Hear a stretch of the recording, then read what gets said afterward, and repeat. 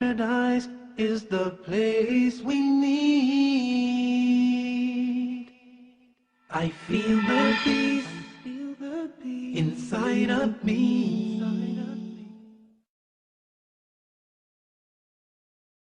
Greetings and peace. This is Dr. Lawrence Brown with another episode of Interfaith Issues, where we discuss the issues of common interest to the three Abrahamic religions of Judaism, Christianity, and Islam.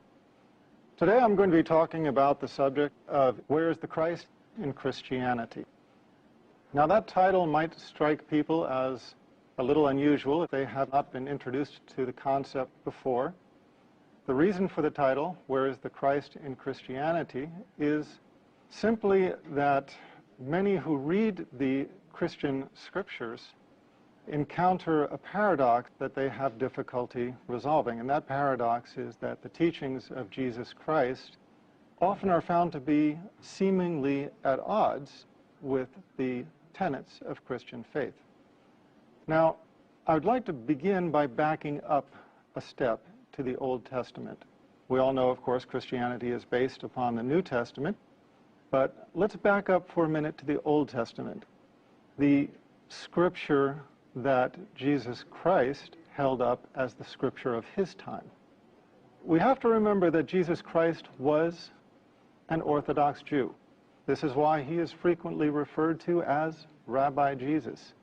The Old Testament was the book that Rabbi Jesus held up as the book of laws of his time. These were the laws that he taught to his disciples. And so it is important for us to take a speculative look at the Old Testament. Let's begin with Genesis 32, where it is recorded that Jacob wrestled with another man? No. An angel? No, although it might say that in the translation.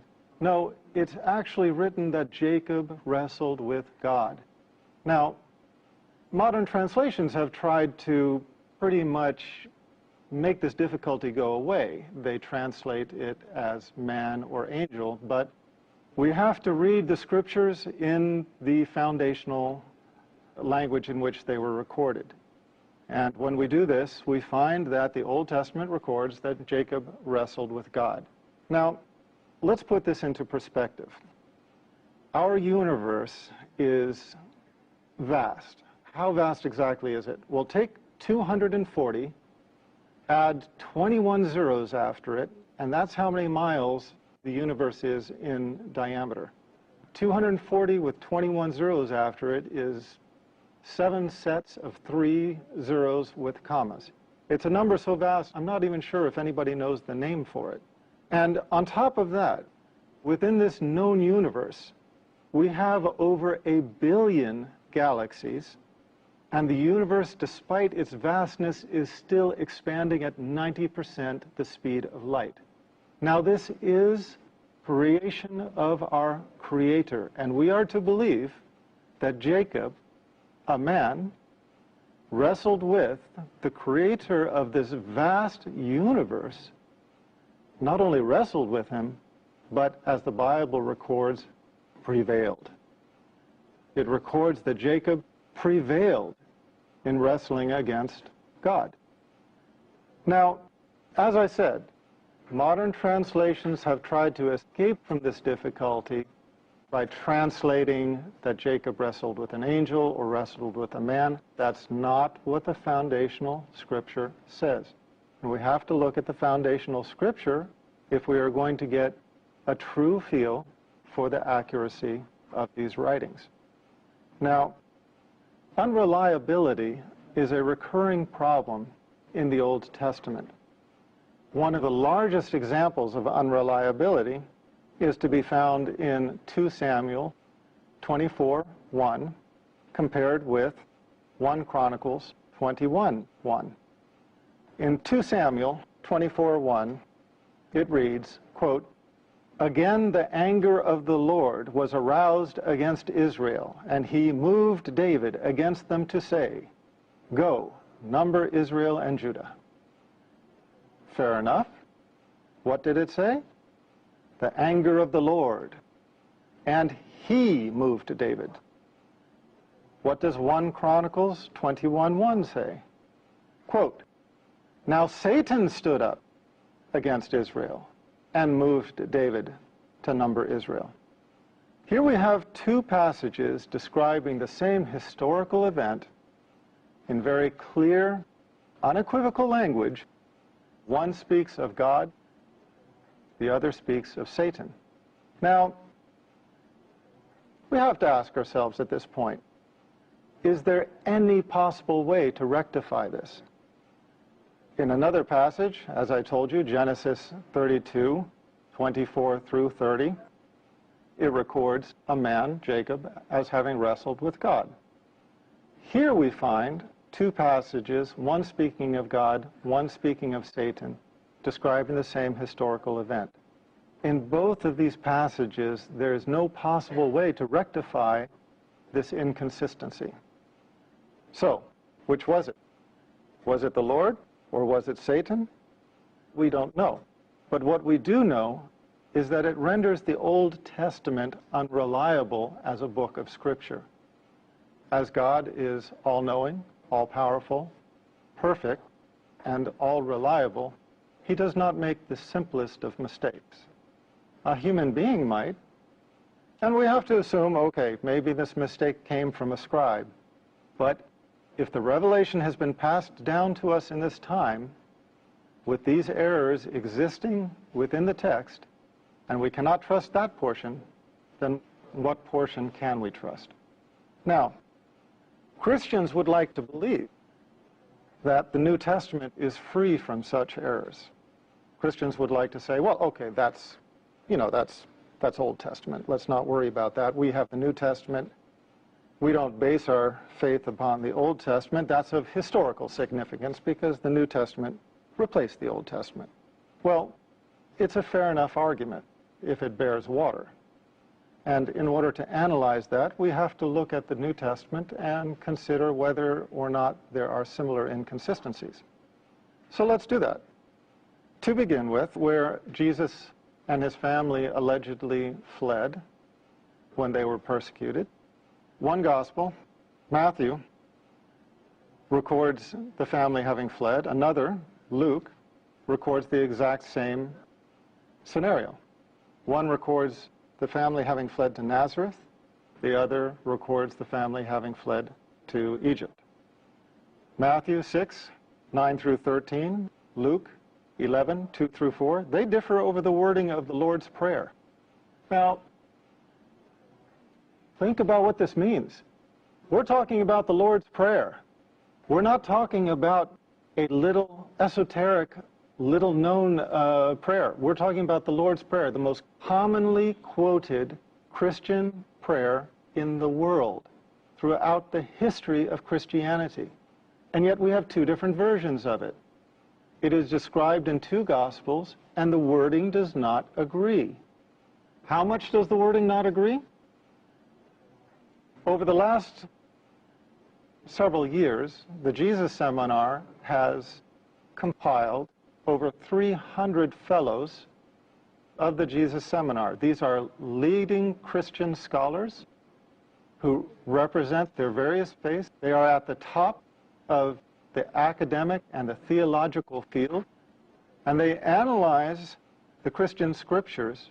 They analyze the foundational manuscripts, not the ones that we read in our translations into whatever language. No, they analyze the manuscripts in their original language. How big is the difference between the two versions of the Lord's Prayer? It is so large that the Jesus Seminar agrees that the only word Jesus Christ reportedly stated that they can agree upon that he stated was Father. Now we're talking about the prayer that starts, Our Father who art in heaven, hallowed be thy name, da da da da da. But as famous as this prayer is, as much as people rely upon this prayer and think that these were the actual words of Jesus, the preeminent theologians and Christian scholars of the Jesus Seminar have concluded that the only word of the Lord's Prayer that can be definitively traced to Jesus Christ is the word Father. So this gives us some idea of the problems that exist in the New Testament as well. Matthew and John disagree over another point of critical importance. In Matthew 11:13 through 14, and chapter 17, 11 through 13, and John 1:21. These two Gospels disagree over whether John the Baptist was Elijah or not. In one case, John the Baptist described as Elijah. In another case, he is disavowed as Elijah. Again, you can't have it both ways. And in a book of God, we don't expect to find this kind of discrepancy. Now, that's enough information for all of us to chew on for a few minutes. So let's take a break, and we'll come back shortly. Welcome back, and let's continue with our discussion on this segment of Interfaith Issues. We are talking about where is the Christ in Christianity. We don't expect to find discrepancies like who carried the cross.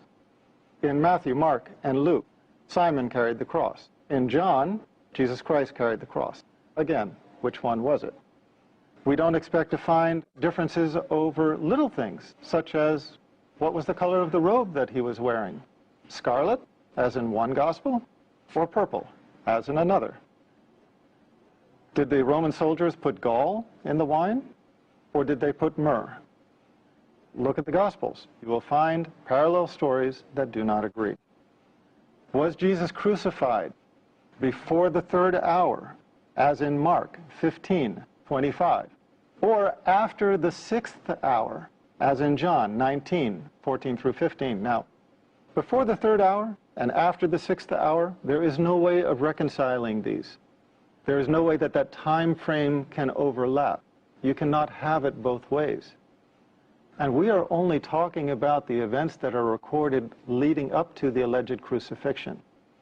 After the alleged crucifixion, all similarity between the stories becomes almost unrecognizable. Now, that's a hefty challenge.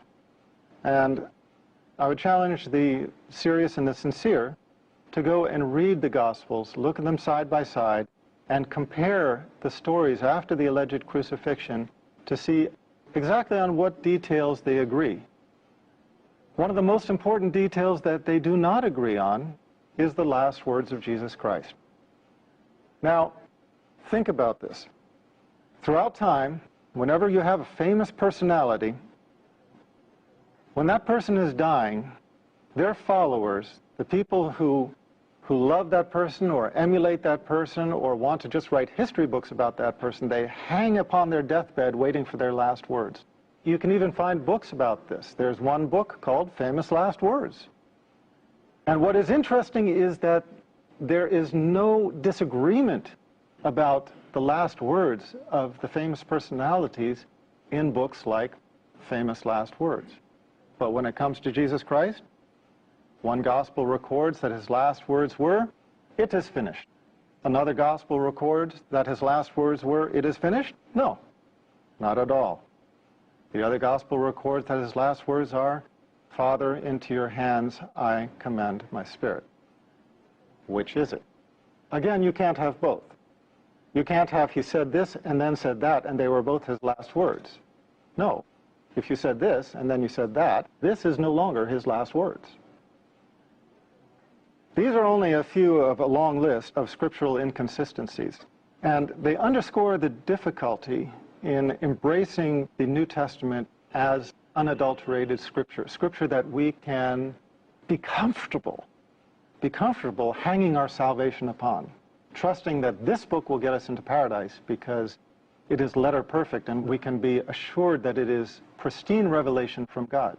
Because quite clearly it is not. There are inconsistencies that cannot be rectified with one another.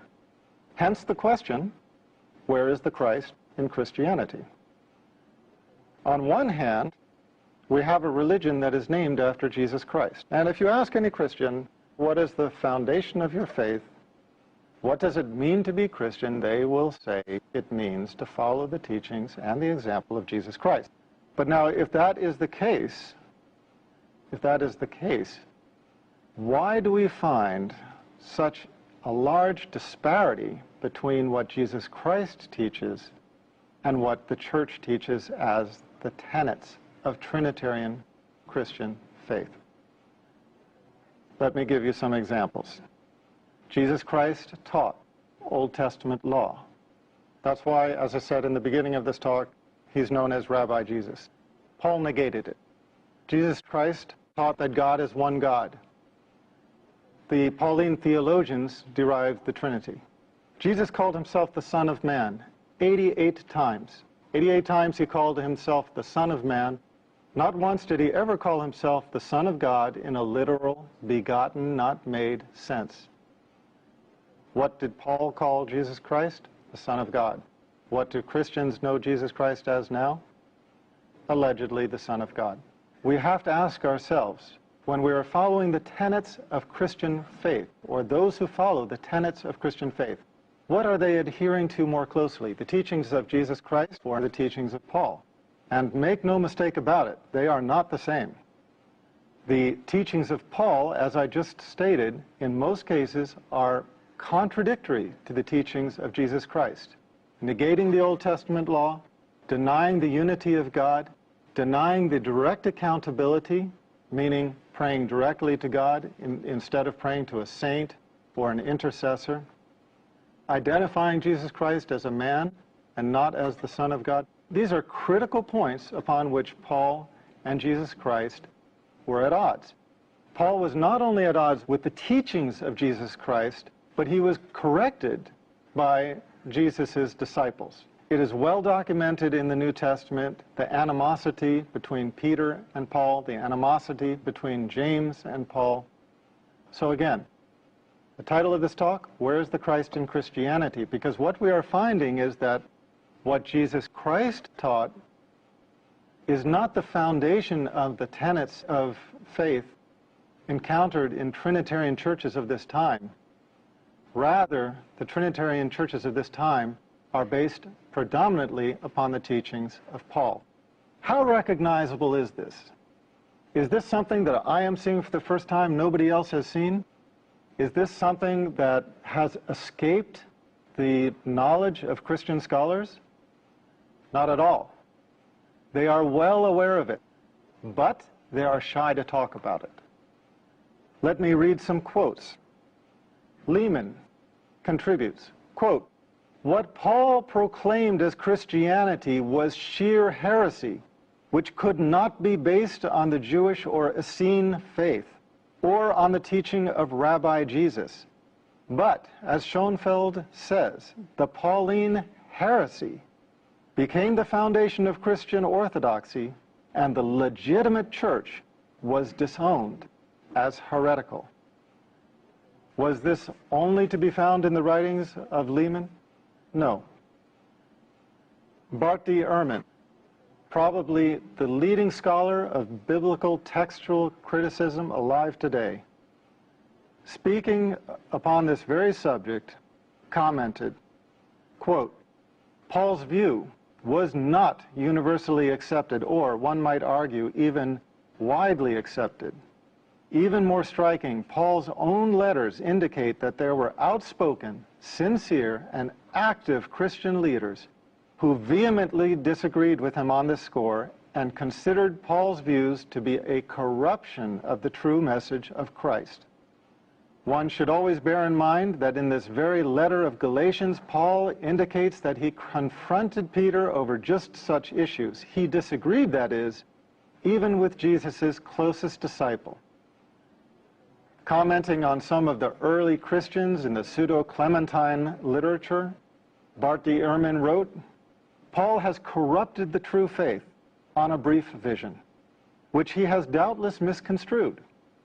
Paul is thus the enemy of the apostles, not the chief of them.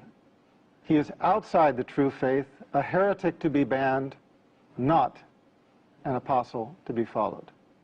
Joel Carmichael, quote, "We are a universe away from Jesus.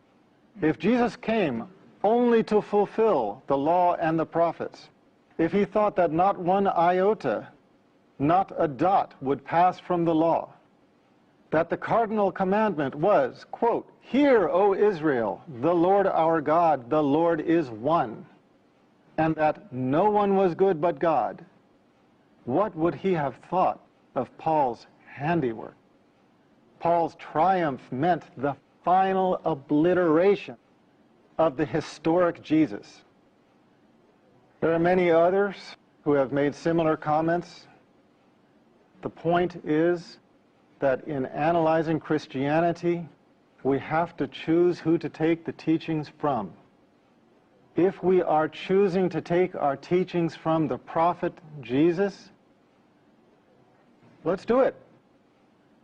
Let's take from his teachings. Let's go and buy a red letter Bible that records all the words of Jesus Christ in red, and we will find everything that Jesus said very clear. You will find everything that I have spoken about in this last 20 minutes.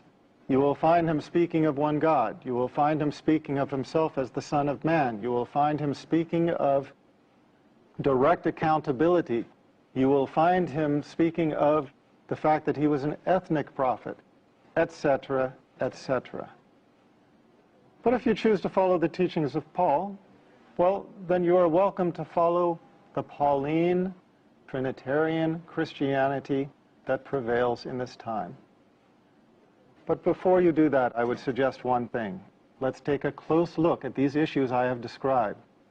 Jesus Christ teaching that there is only one God, teaching that the prophets were men and sons of men, teaching direct accountability.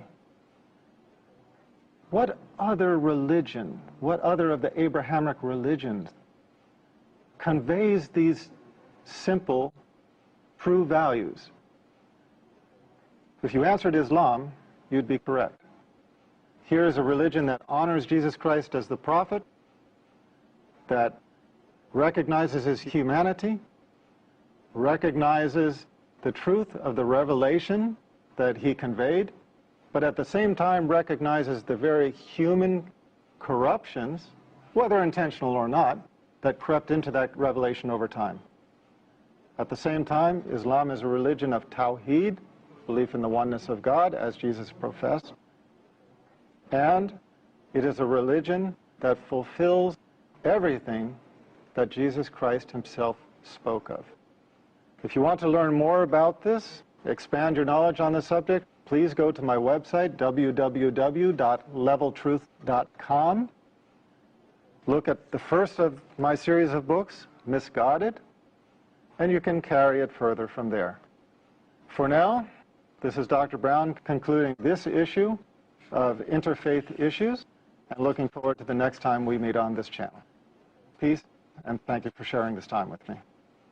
I feel the peace, inside of me, of complete tranquility. I remember Allah, He remembers me. Feel the peace, feel the breeze, fresh, pure, holy peace. Peace in you, peace in me, peace for everybody. Fresh,